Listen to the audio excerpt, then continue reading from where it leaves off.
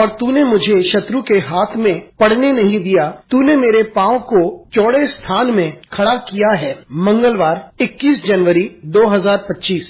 आज के मनन के लिए मैंने आप ही के लिए चुना है मार्कुस अध्याय 1 और उसका 38वां वाक्य। उसने उससे कहा, आओ हम और कहीं आसपास की बस्तियों में जाएं कि मैं वहां भी प्रचार करूं, क्योंकि मैं इसीलिए निकला हूं। आपका दिन आशीषित हो।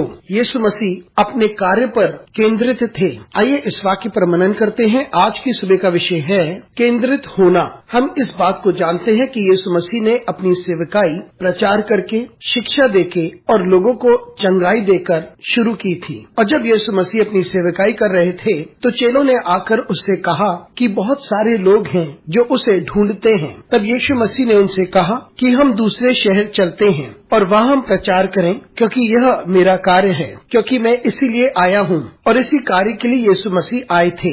पिता ने उन्हें इसलिए भेजा था कि वे परमेश्वर के राज्य के बारे में प्रचार करें। वे दुनिया के पापों के लिए मरे और दुनिया के लिए उद्धार को लेकर आए। यीशु मसीह को पता था कि उनके पास बहुत कम समय है और वे सुसमाचार का प्रचार करते रहे। उन्होंने उद्धार के बारे में प्रचार किया और परमेश्वर के राज्य के बारे में भी प्रचार किया, और वे अपने अंदर परमेश्वर को दिखाते थे। और वे अपने कार्य पर इतने केंद्रित थे कि कोई भी बात उन्हें भटकाती नहीं थी, क्योंकि उन्हें पता था कि वे किस कार्य के लिए आए हुए हैं। मित्रों, हम सभी को एक उत्तरदायित्व दिया गया है और हम में से प्रत्येक को ये पता करना चाहिए कि प्रभु हमारे लिए क्या उद्देश्य रखता है। इसलिए प्रतिदिन हम उस पर ध्यान करें और उसी पर चलते रहें। बहुत सारी बातें हमें भटकाने की कोशिश करती हैं। बहुत सारे लोग होंगे जो हमें ऊंचा पद देते हैं और हमें महिमा देते हैं। यह हमारी कुशलता की वजह से हो सकता है या जो कुछ हमारे पास है उसकी वजह से। और ये सारी बातें हमें अपनी सेवकाई से भटकाती हैं।